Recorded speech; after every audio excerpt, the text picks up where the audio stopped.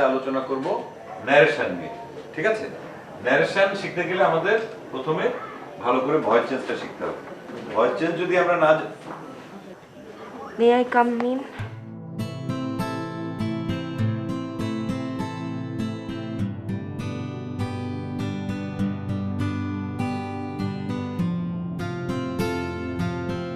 আসবো? Yes, coming.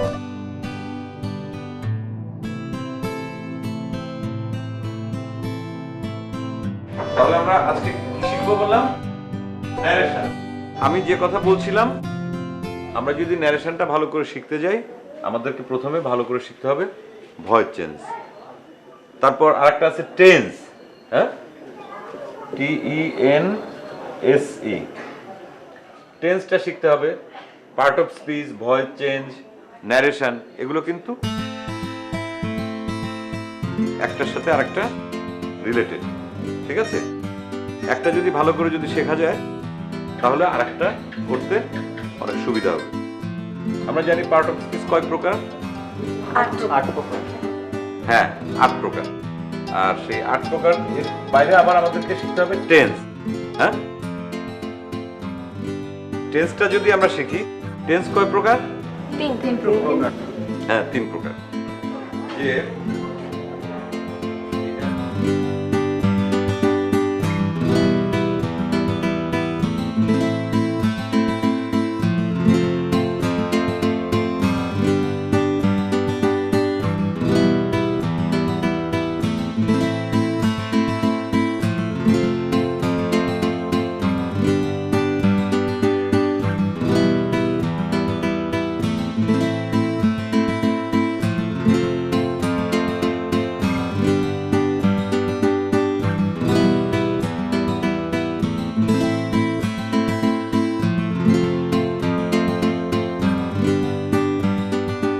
মেয়েটা কে রে? তো হোসেন কাকার মেয়ে ঈশা। আমাদের হোসেন কাকা? হ্যাঁ। বলিস কি? এই যে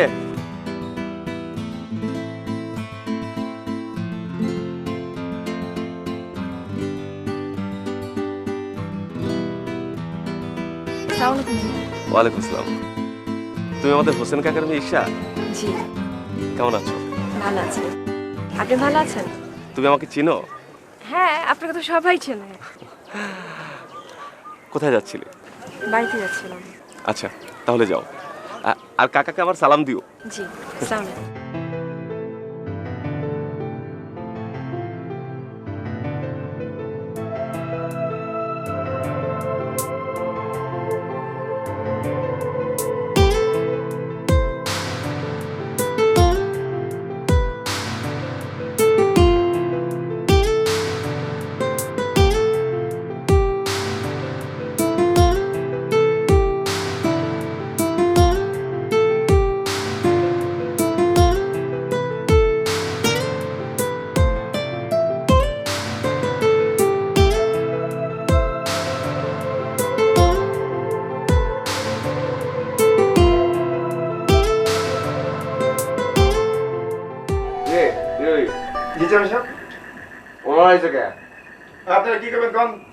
আমার ক্ষেতের জ্বালা সব মজদুর গরু খাইয়া হালাইছে।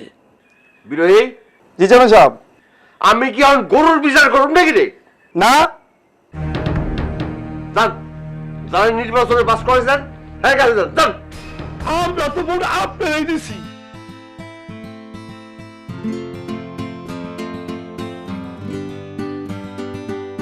জ্বালা কম রোগা ছিল আদানত আদানল।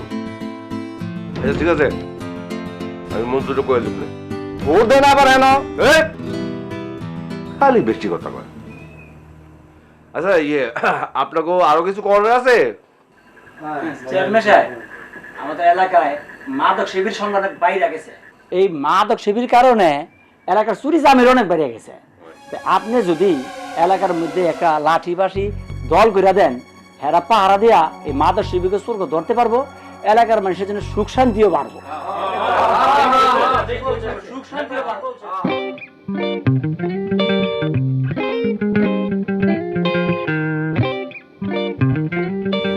ক্লাস স্যার অসুস্থ, আজকে ক্লাস হবে না। তো তোরা বসে আছিস কেন? এমনি বসে বসে কথা বলতেছি।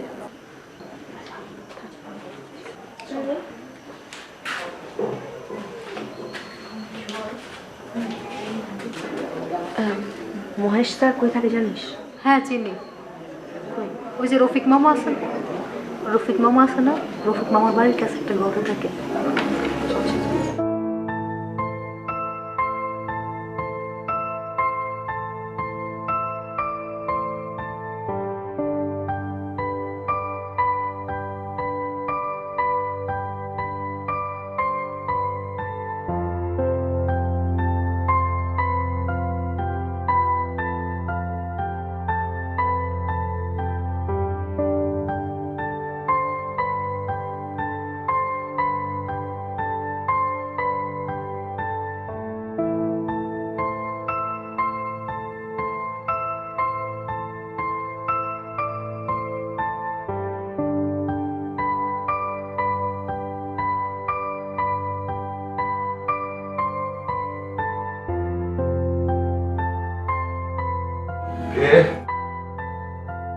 স্যার আমরা ঈশা আর ঝুমা। দরজা খোলা আছে।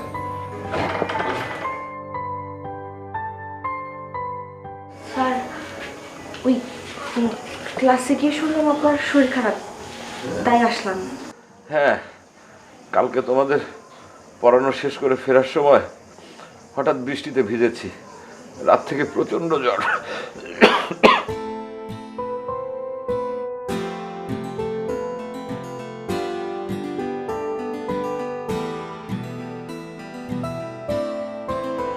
ঝুমারে, স্যার তো অনেক জোর, গা পুড়ে যাচ্ছে। তুই এক কাজ কর না, ওই যে হাবিব ডাক্তার আছেন আমাদের হাবিব ভাই, হ্যাঁ হাবিবের নিয়ে আয়। ওর স্যার অবস্থা খুব খারাপ। আচ্ছা ঠিক আছে, তাড়াতাড়ি এসে। আচ্ছা ঠিক আছে আমি যাই। তুমি বসো। স্যার অনেক বেশি জ্বর, আপনাকে না একটু মাথায় পানি দেওয়া দরকার। বালতি বা গামলাটা কিছু আছে? ওইখানে দেখো।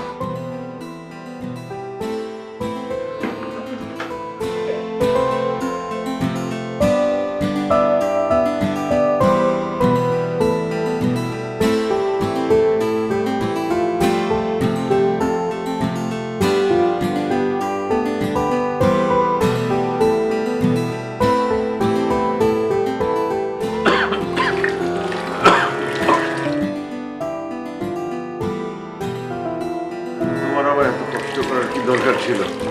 এমনিতে ঠিক হয়ে যাবে। স্যার আপনি এত কথা বলে থাকো, আমার শরীরটা অনেক খারাপ।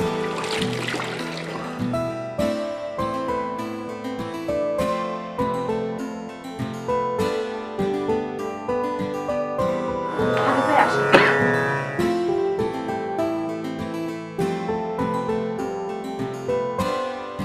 জ্বর তো অনেক বেশি, 103-4 হবে।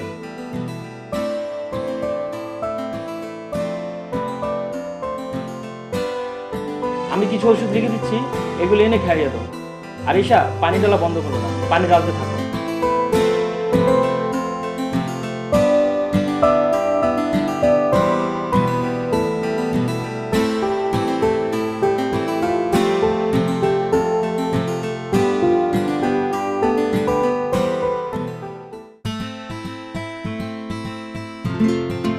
সালাম আলাইকুম ডাক্তার সাহেব, ওয়ালাইকুম আসসালাম। কেমন আছেন? জি ভালো। এদিকে কই গেছিলেন? ওই যে কোচিং মাস্টার মহেশ আছে না, হ্যাঁ, সে তো অসুস্থ, দেখতে গেছিলাম। কোচিং মাস্টার অসুস্থ, শীতে একা থাকে, কিন্তু আপনি জানেন কেমনে? ঈশা খবর দিল। ঈশা আমাদের চেয়ারম্যান সাহেব মেয়ে ঈশা? হ্যাঁ, আপনাদের চেয়ারম্যান সাহেবের মেয়ে ঈশা। ভাগ্য ভালো গিয়ে দেখি মাথা পানি ডালতেছে, আর নয়তো জন্ম মানে কষ্ট হয়ে যেত। ঠিক আছে, যান, আপনি যান। তাহলে আমি আসি। হ্যাঁ, আসসালামু আলাইকুম। ঈশা মহেশের বাড়িতে, ব্যাপারটা চেয়ারম্যান সাহেবের কইতে হয়। আমরা কি পড়াশোনা করতেছে? মাশাআল্লাহ মাশাআল্লাহ। শুনলাম আজকাল আপনি মাদার তেরেসা হয়ে গেছেন, জনগণের সেবা করে বেড়াইতেছেন। মাইয়া মানুষ একা একটা পুরুষের করে দেওয়া ঠিক না। ঠিক? আব্বা আমি একা ছিলাম না তো, আমার সাথে ঝুমাও ছিল। তাই না? 10টা মেয়ে মানুষ একসঙ্গে থাকলে তাদের একাই বলে, যতক্ষণ না পর্যন্ত একজন পুরুষ তার সঙ্গে থাকে। আব্বা, স্যারের না অনেক জ্বর ছিল, স্যার তো আপনজন কেউ নাই, এই জন্য আমরা গেছিলাম। তাই বলে আমার মেয়ে দাসী বান্ধে হইয়া মাস্টারের সেবা যত্ন করবো? ভবিষ্যতে যেন এই ধরনের কথাবার্তা আর না শুনি।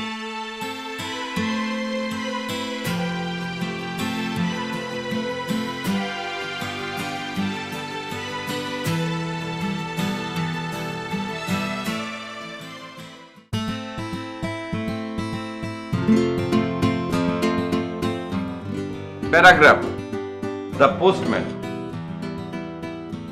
আমি তোমাদেরকে কয়েকদিন আগে একটা প্যারাগ্রাফ দিয়েছিলাম, দ্য পোস্টম্যান। নিশ্চয়ই সেটা সবাই মুখস্থ করেছো? এখন তোমরা প্যারাগ্রাফটা লিখ, ঠিক আছে?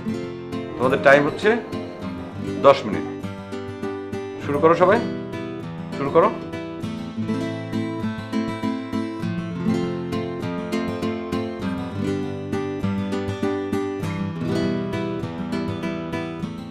দশ মিনিট, হ্যাঁ?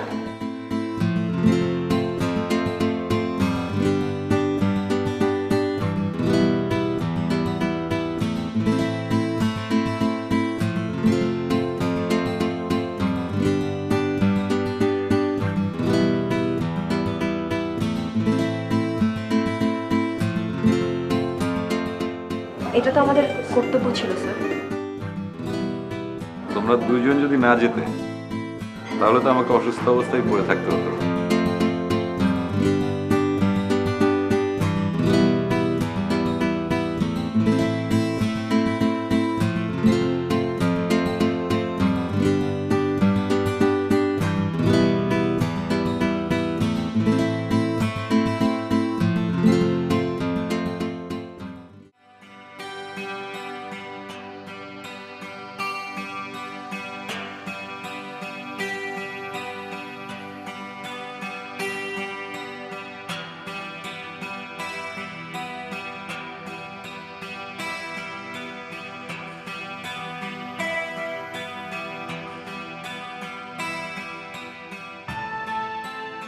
তোমাকে যখন প্রথম দেখলাম তখনই তোমার প্রেম পড়ে গেল।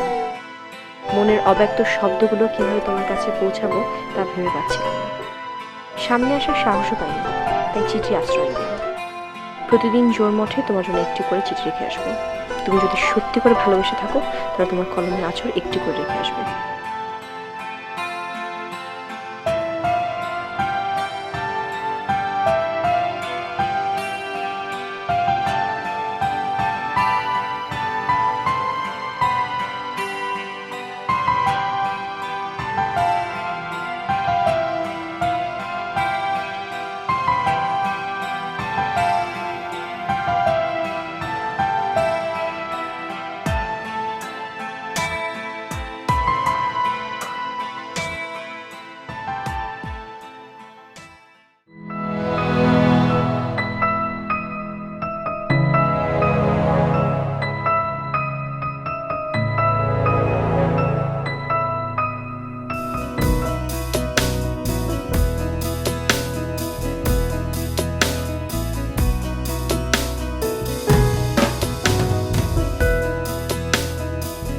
ঢাকার তেজগাঁও শিল্প এলাকায় বিশ্বমানের চিকিৎসা আয়োজনে ইম্পালস হাসপাতাল, স্বাস্থ্যসেবা যেখানে জীবনের শিল্প। সাধু ও চলিত রীতির পার্থক্য, ঠিক আছে? এইটা আমরা 13টা পার্থক্য তোমাদেরকে পড়তে দিয়েছিলাম, তাই তো? এই 13টা পার্থক্য তোমরা সবাই খাতায় লেখো। 1 থেকে 13টা পার্থক্য, টোটাল পার্থক্য আছে 18টা, ঠিক আছে?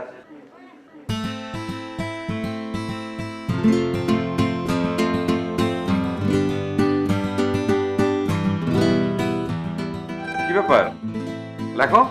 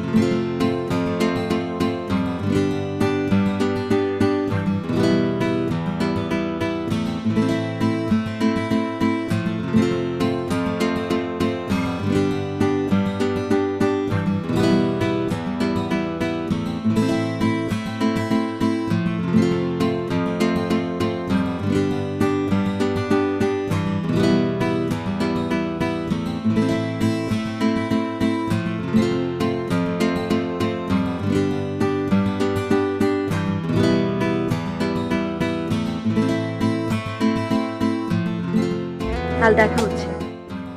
অবশেষে তার সামনে দিয়ে দাঁড়াবো। তোদেরকে আমি যে কারণে ডাকছি, শোন, বাবার শরীরটা খুব খারাপ।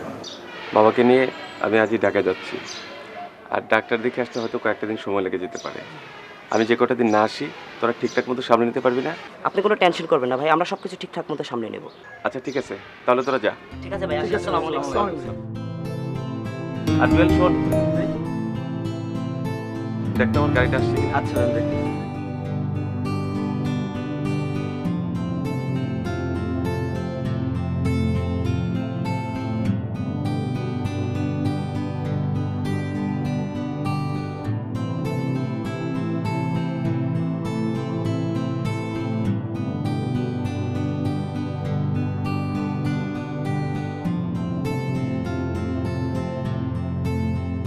কি ব্যাপার ঈশা, তুমি এখানে কি করছো?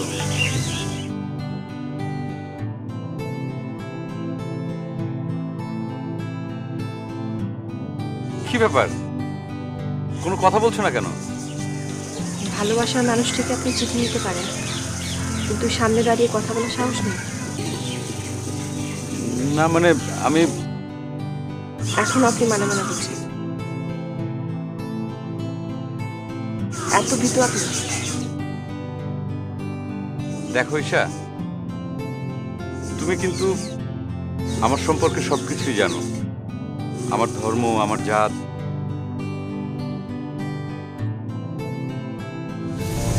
আমি সব জানি। আমার কাছে ভালোবাসার কোনো জাত নেই। আপনি আমাকে ভালোবাসেন, আমি আপনাকে ভালোবাসি, তার উপর সত্যি আর কিছু নেই।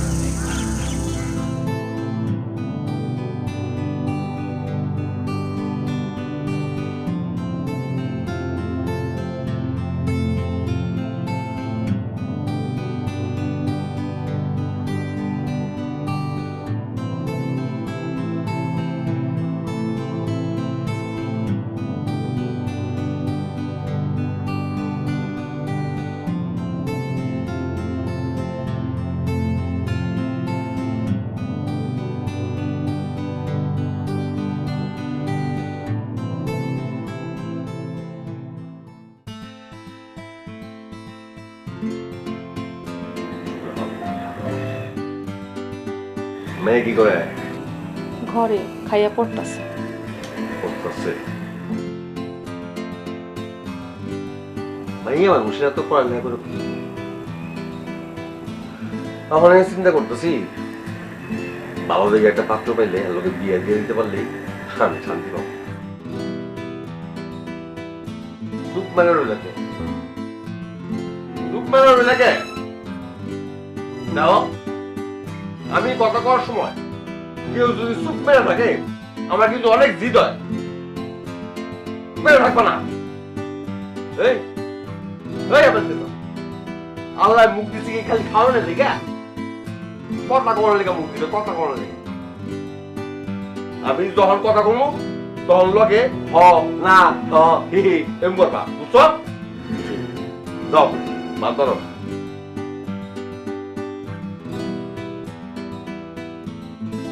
করতে যে আল্লাহ আমার কপালে যে দূরাইছে।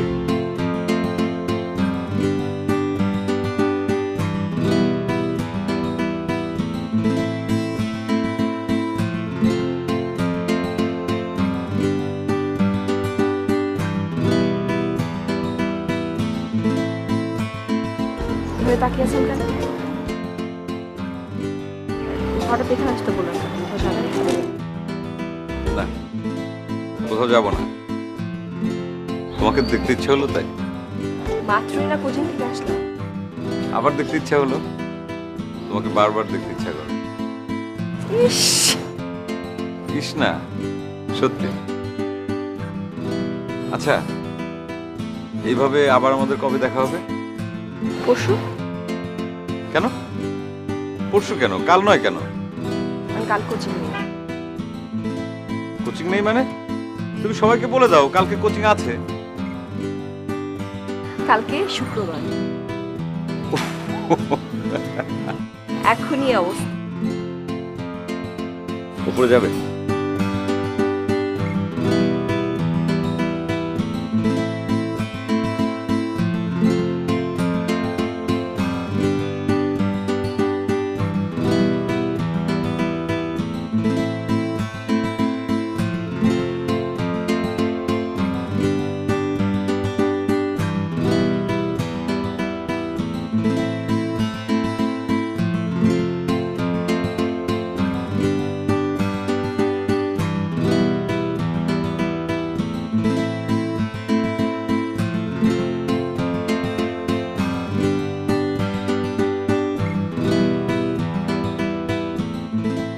আসসালামু আলাইকুম ভাইয়া, কেমন আছেন?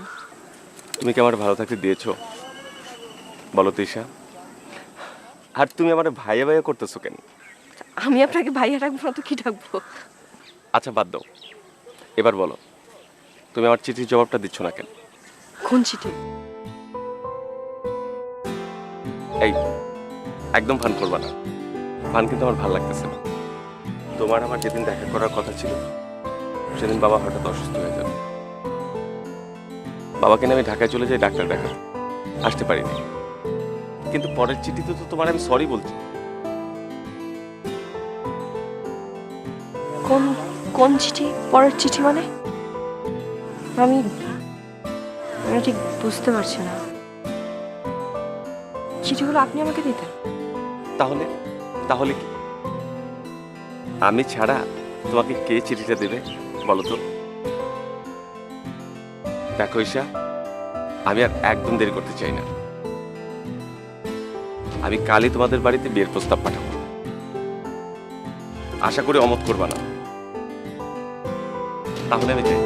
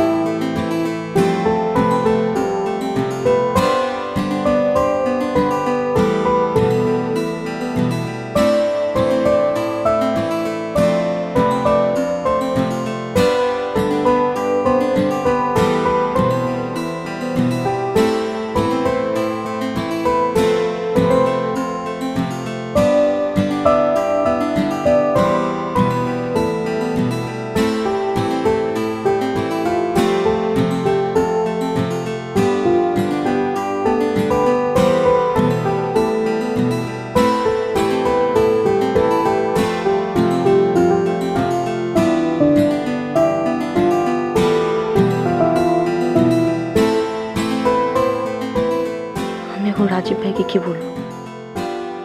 কি করবো এখন আমি?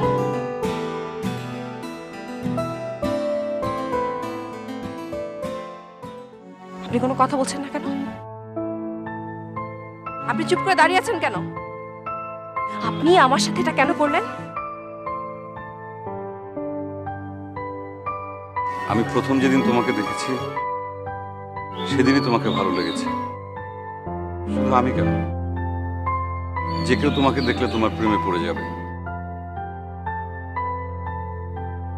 কিন্তু আমি আমার সেই কথা তোমাকে কোনোদিন বলতে পারিনি, কারণ আমার জাত, আমার ধর্ম সবচেয়ে বড় বাধা। আমি আমার জাত, ধর্ম এগুলো সব কথা ভুলে গিয়ে শুধু আপনাকে ভালোবেসেছিলাম। আর আপনি আমার সাথে কি করলেন? আপনি আমার সাথে প্রতারণা করলেন। যে সম্পর্কের শুরুই এরকম মিথ্যা দিয়ে, তার পরিণতি কি হবে এটা আমার জানা আছে। আমার কথা তুমি বোঝার চেষ্টা করো। আপনার কোনো কথা আমার শোনা কোনো ইচ্ছা নেই। হাত ছাড়েন। ঈশা, ঈশা প্লিজ।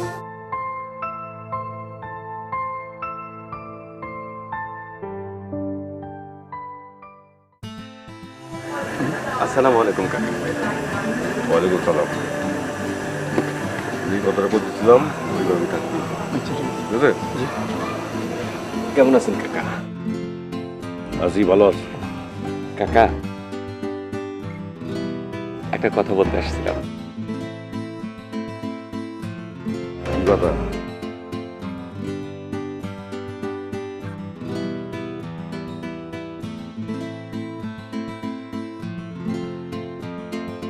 কথা ঠিক তা না, একটা প্রস্তাব নিয়ে আসছিলাম।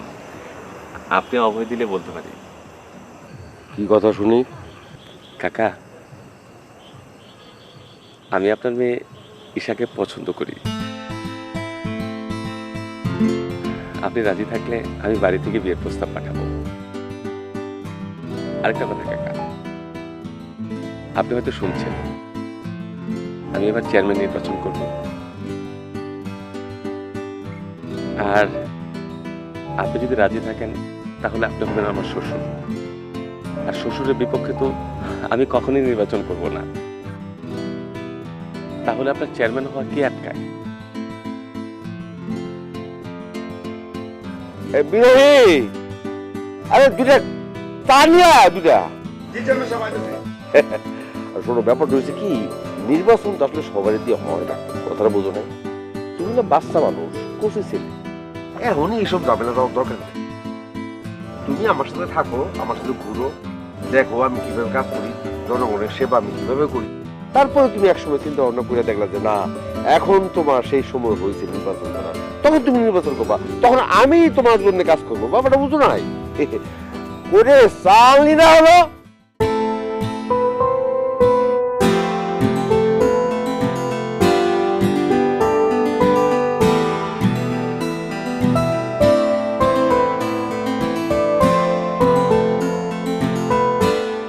এশা, পথ ছাড়ুন। তোমার সঙ্গে আমার জরুরি কথা আছে। আমি আপনার কোনো কথা শুনবো না। আমার কথাগুলো তোমাকে শুনতে হবে এশা। আপনি আমার সাথে প্রতারণা করেছেন, আমি আপনার কোনো কথাই শুনবো না। এটা তোমার ভুল ধারণা ঈশা। আমি তোমার সঙ্গে প্রতারণা করিনি, আমি তোমাকে ভালোবেসেছি। কেন আমাকে তোমার বিশ্বাস হয় না? তুমি যেদিন ভুল করে ভুল মানুষটিকে ভালোবাসার কথা বলেছিলে, আমি ঠিকই বুঝতে পেরেছিলাম, কিন্তু আমি কি করব বলো? আমিও তো মানুষ। ধর্ম আর ভালোবাসা পুরো আলাদা বিষয়। তুমি কি আমার সামনে দাঁড়িয়ে আমার চোখে চোখ রেখে এ কথা বলতে পারবে যে এক মুহূর্তের জন্য তুমি আমাকে ভালোবাসোনি? বলো। আমি জানি না, আমি কিছুই জানি না। আমি এখন কি করব? কি করব? ঈশা, তুমি তুমি রাজীবকে সবকিছু বুঝিয়ে বলো। আমার বিশ্বাস সে বুঝবে। তোমার বাবা মাকেও তুমি বুঝিয়ে বলো। তোমাকে ছাড়া আমি বাঁচবো না ঈশা। আমি তোমাকে সত্যি অনেক ভালোবাসি, সত্যি।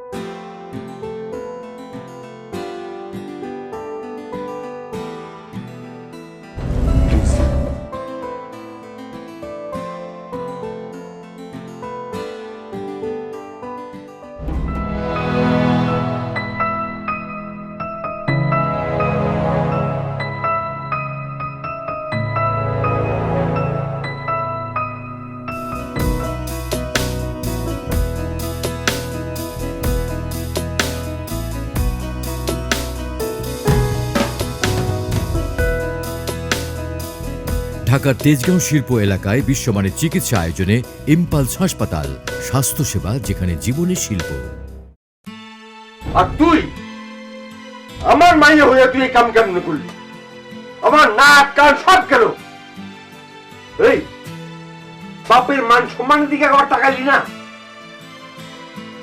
ওই মারওয়ারের বাচ্চারে আমি কাইটা গাঙে বাসায় দেবো, তাতে আর জীবনে এই কাম করতে না।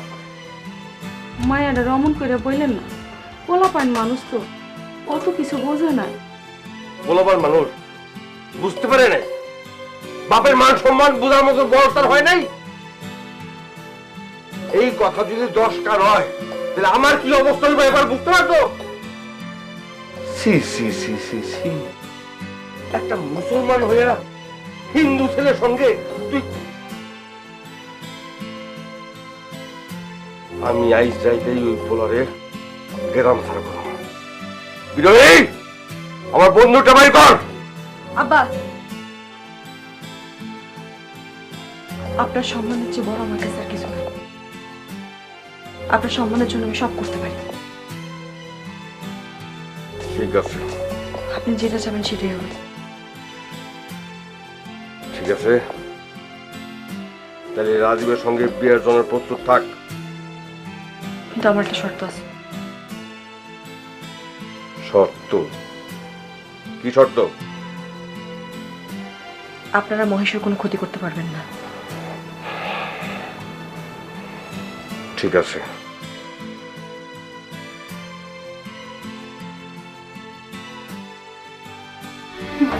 কাঁদিস না মা, মারে কাঁদিস না।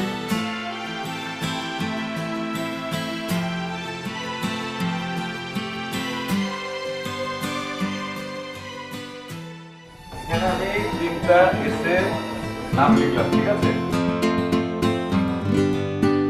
Value of time, student life আর ডিসিপ্লিন। এবারের পরীক্ষার জন্য এই 3টা এসে খুব ইম্পর্টেন্ট। তোমরা এই 3টা এসে আগামী 1 সপ্তাহের মধ্যে মুখস্থ করবে, ঠিক আছে? এখন তোমরা এই ভ্যালু অফ টাইম এসেটা বের করো।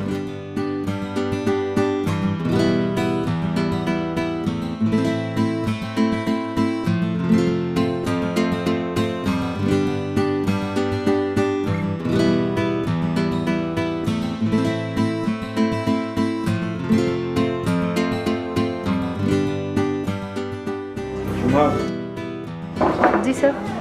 এসে আজকে এখনো আসেনি কেন? ওর পড়বে না স্যার, কেন? রাজীবের সাথে ওর বিয়ে ঠিক হয়ে গেছে।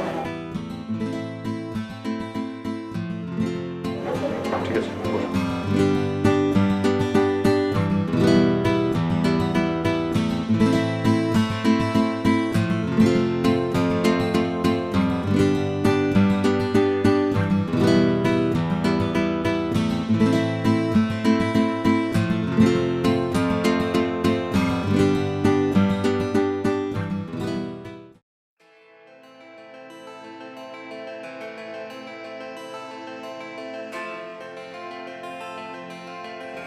আপনি এত রাত্রে এখানে দেখে ফেলে যায়?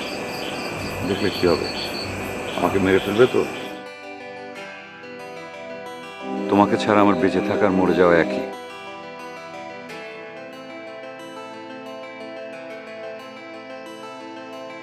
আমার বিয়ে ঠিক হয়েছে। কিন্তু এই বিয়েতে তো তুমি রাজি না, তাহলে তুমি চুপ করে আছো কেন? ঈশা, চলো আমরা পালিয়ে।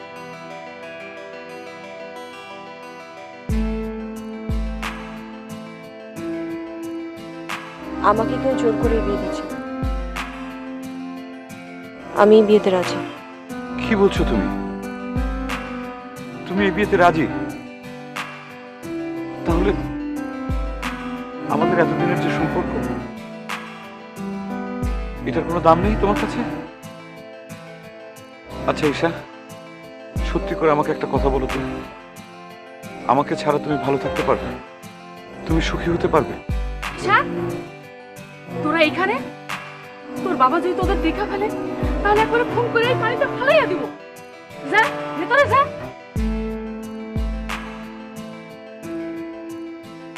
দেখো বাবা, বাস্তবতা সবার মেনে নিতে হয়। ঈশার মতেই ঈশার বিয়ে হচ্ছে। ও ছোট মানুষ, হয়তো একটা ভুল করে ফেলেছে। সবচেয়ে বড় কথা হচ্ছে ঈশা ঈশার ভুল বুঝতে পেরেছে। আপনাকে আমি কিভাবে বোঝাবো? আমি ঈশাকে ভালোবাসি। ঈশাকে ছাড়া আমি বাঁচবো না। দেখো বাবা, তোমারও তো মা আছে। তোমার মা যদি তোমার কাছে কিছু চাইতো তাহলে কি তুমি তাকে ফিরিয়ে দিতে পারতে? আমি তোমার কাছে হাত জোড় করে বলছি, তুমি ঈশার জীবন থেকে সরে যাও।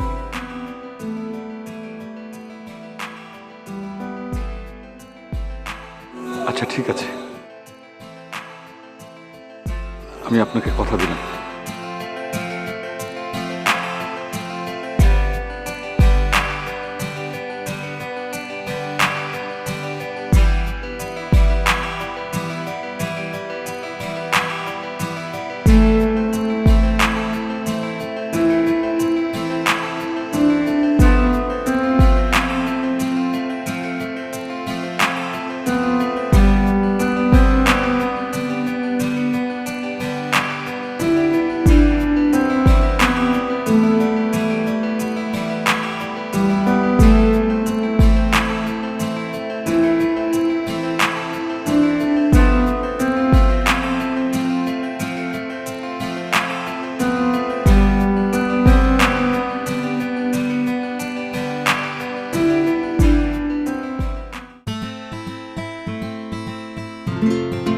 জুয়েল, জি ভাই। দেখ ওটা সবকিছু ঠিকঠাক মতো আসছে তো? জি ভাই।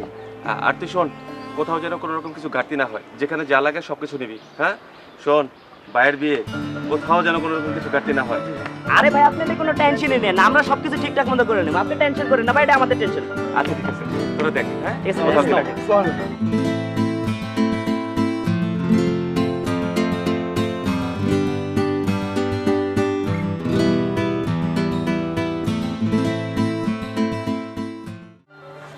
ঈশা, আমাকে বাধা দিয়ে কোনো লাভ নেই, আমাকে যেতে হবে। তুমি কেন বুঝতে পারছো না? তুমি আমার সামনে এভাবে দাঁড়িয়ে থাকলে আমার যেতে কষ্ট হবে। তুমি আমার সামনে থেকে সরে দাঁড়াও। তুমি যাও। শেষবারের মতো আমার একটা কথা শোনো। শুনে তো কোনো লাভ নেই, আমি তো সব জানি। এই সমস্যার কোনো সমাধান নেই।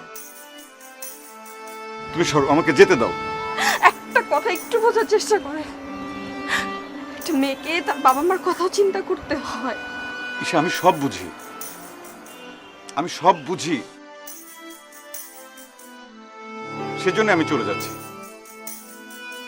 তুমি যাও,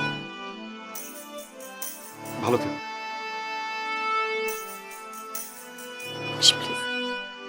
প্লিজ ঈশা। ঈশা, কাউকে ভালোবাসলে সত্যিকারের ভালোবাসবে, অভিনয় করবে না। তোমার জন্য যেটা অভিনয়, আমার জন্য সেটা জীবন।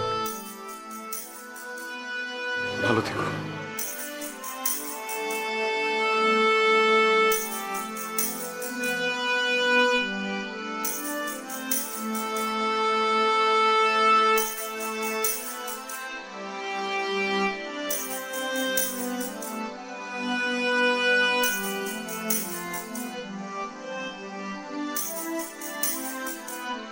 আমি কোনো অভিনয় করিনি, আমি আপনাকে সত্যি ভালোবাসতাম।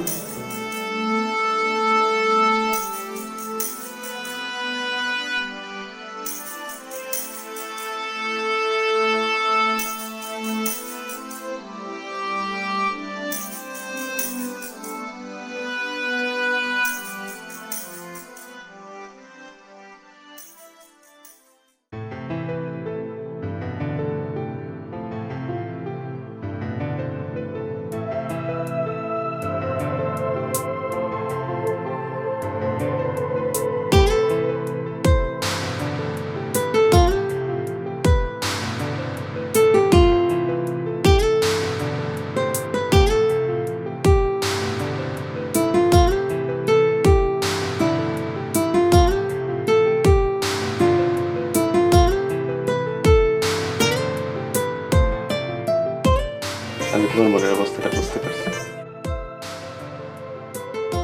আমি জানি না পৃথিবীর কোনো পুরুষ মানুষ বাসর ঘরে তার স্ত্রীকে সব কথা বলে কিনা, তবে আমার বলা দরকার। দেখো ঈশা, তুমি ভুল করছো, ভালোবেসে ভুল করো না, ভুল করছো ভালোবাসার মানুষটিকে চিনে নিতে। তুমি হয়তো মহেশের মতো আমাকে কখনোই ভালোবাসতে পারবে না, কিন্তু বিশ্বাস করো ঈশা, আমি তোমাকে মহেশের চেয়ে বেশি ভালোবাসবো।